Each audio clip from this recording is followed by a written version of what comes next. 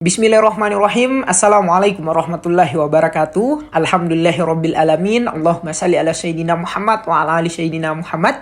Sahabat-sahabat Blog Soto Channel, semoga terus dalam keadaan sehat walafiat dan terus dalam lindungan Tuhan Yang Maha Esa. Balik lagi di Blog Soto Channel dalam obrolan berita-berita populer.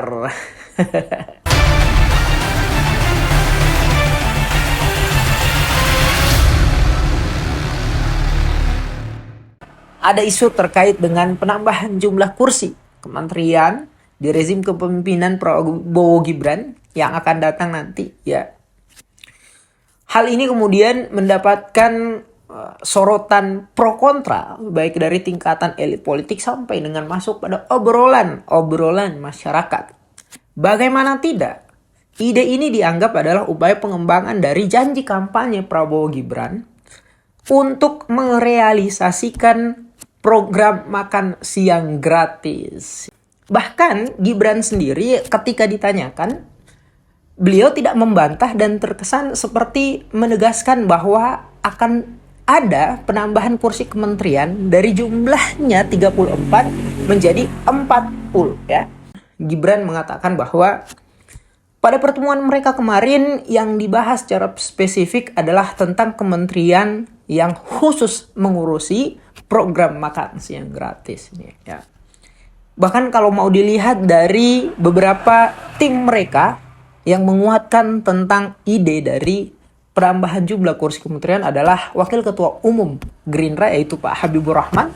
Beliau mengatakan bahwa ide ini bagus, ya.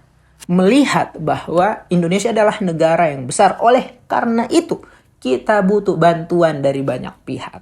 Nah, penambahan jumlah kursi kementerian dianggap adalah pihak-pihak yang bisa mengoptimalisasi, mengefektifkan kerja-kerja pemerintahan untuk mewujudkan apa yang mereka kerjakan untuk rakyat. Ide ini mungkin akan bisa berlangsung dan dieksekusi karena kemudian mendapatkan penguatan juga dari Pak Yusril Iza Mahendra dengan mengatakan bahwa upaya untuk melakukan landasan hukum terkait dengan ide itu bisa dilakukan dengan presiden. Nah, selain dari revisi undang-undang, mengapa kemudian ada alternatif itu yang dinarasikan oleh Pak Yusril Iza Mahendra? Ya, karena melihat kalau diandalkan adalah revisi undang-undang, partai politik yang mengusung Pak Prabowo Gibran kemarin adalah satu koalisi minoritas di parlemen, gitu, ya. Sehingga memang ya kalau tidak bisa kemudian pada akhirnya menempuh jalur revisi undang-undang melalui kursi DPR, bisa dengan kemudian Perpu Presiden. Dan kalau sudah pakai itu, tentu saja ide ini kemudian akan sangat mudah dieksekusi nih sahabat-sahabat semua, ya. Tetapi pertanyaan praktisnya adalah, apa betul ide ini kemudian adalah untuk membantu banyak pihak melihat negara Indonesia adalah negara yang besar, begitu, ya. Tentang negara Indonesia yang besar, tentu kita bisa membuat beberapa macam karakteristik sehingga apakah iya kita bisa mengatakan Indonesia adalah negara yang besar. Tentu saja hemat pikir dari Pak Habibur Rahman adalah melihat tentang bahwa jumlah populasi penduduk di Indonesia itu sangat banyak. Kemudian luas wilayah Indonesia juga sangat banyak. Terdiri dari pulau-pulau, provinsi-provinsi, daerah-daerah yang masing-masing terpisahkan. Dan untuk mewujudkan apa yang menjadi program makan siang gratis khususnya oleh pemerintahan Prabowo Gibran, dibutuhkan banyak orang untuk membagi-bagi itu, ya. Tapi kalau kita membandingkan dengan karakteristik yang sama dengan negara yang lain, misalnya Amerika, Cina, Nigeria, dan lain-lain, gitu, ya. Bahkan justru negara-negara yang juga populasinya banyak tadi dan negaranya luasnya besar, gitu, ya. Jumlah kursi kementerian mereka bahkan tidak lebih banyak dari kursi kementerian yang ada diatur dalam Indonesia hari ini. Di bawah angka 34, ya. Maka akan sangat heran sebetulnya, apakah kemudian ide ini betulkah untuk kemudian menambah pihak-pihak lain upaya untuk mengefektifkan dan mengoptimalisasi program dari Prabowo Gibran. Ataukah justru ini adalah permainan politik yang sudah sangat mudah kita baca gitu ya. Adalah permainan politik yang sudah kuno, terbiasa dan membosankan terjadi dalam pola politik Indonesia ya.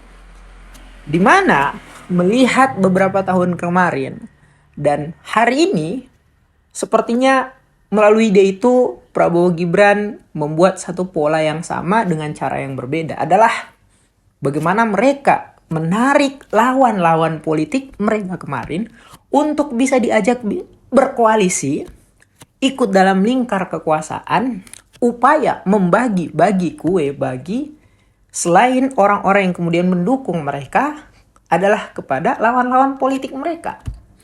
Hal ini tentu saja punya alasan dan dasar ya.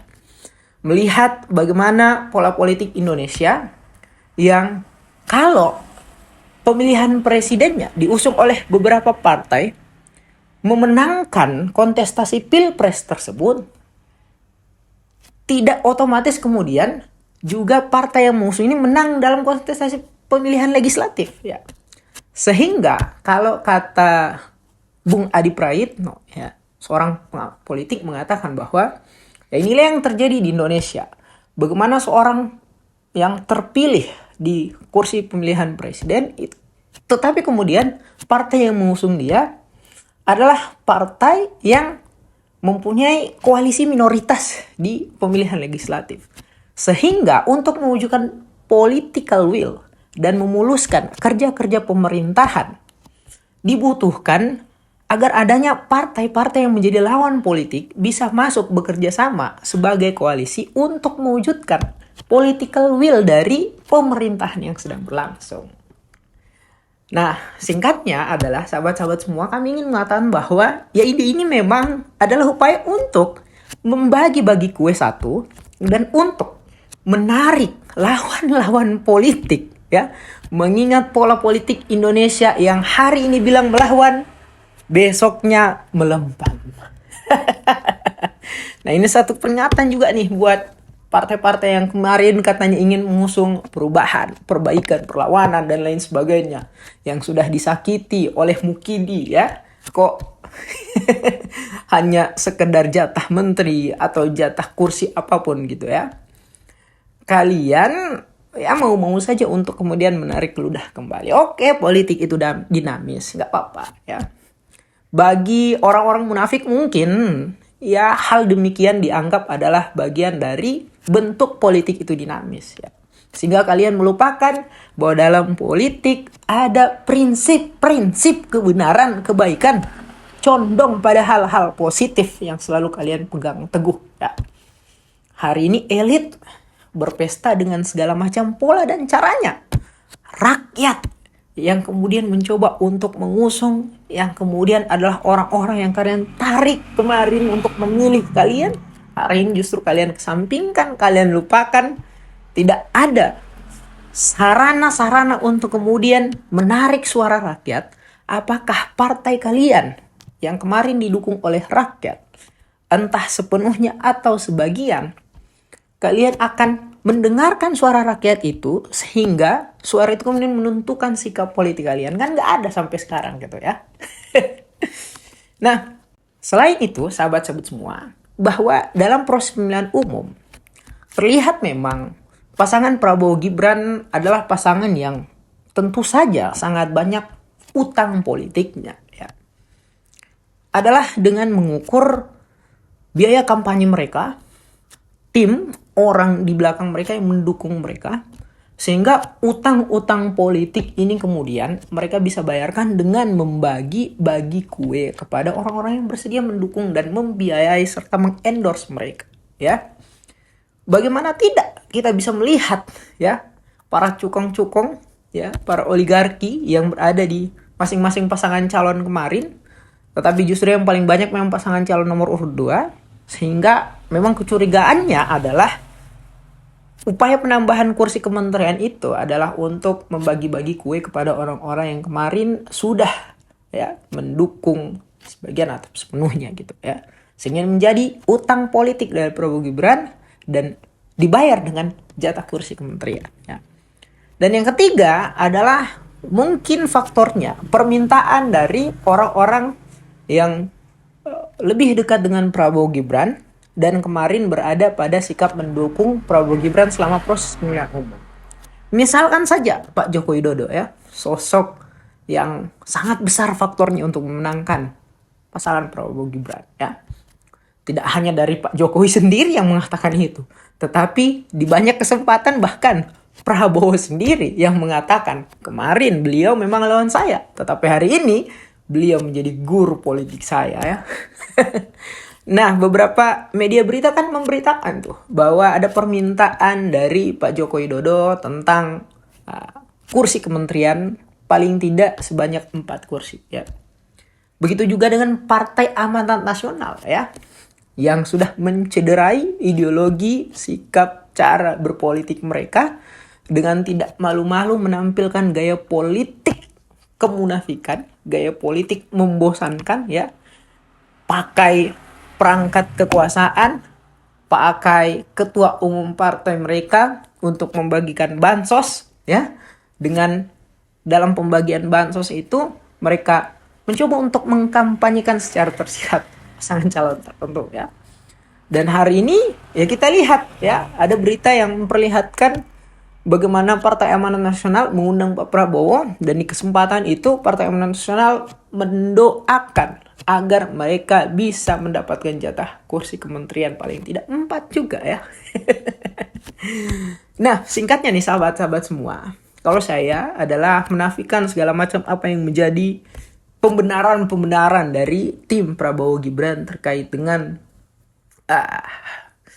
penambahan jumlah kursi kementerian ya.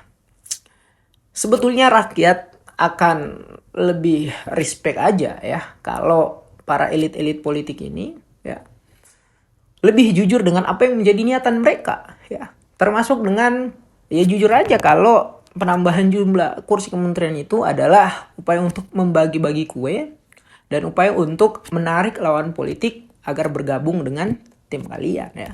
Sehingga terciptalah political will yang memudahkan, yang memuluskan apa yang menjadi ide program negara dalam hal eksekusinya ya. Jangan ya seperti kebiasaan para politikus kita ya. Pakai istilah kerakyatan, pakai istilah persatuan, pakai istilah kebangsaan, pakai istilah Indonesia Mas, Indonesia Maju dan lain sebagainya ya. Dalam hal untuk bergabung kepada koalisi, menarik orang, menarik koalisi, ya tidak mau beroposisi, ya dan lain sebagainya gitu ya. Hanya hal yang paling membocorkan nih dalam komunikasi politik kita di Indonesia ya. Nah, kalau kami seperti itu, sahabat-sahabat semua, berikan komentar kalian. Terima kasih. Billahi taufiq wal hidayah. Wassalamualaikum warahmatullahi wabarakatuh.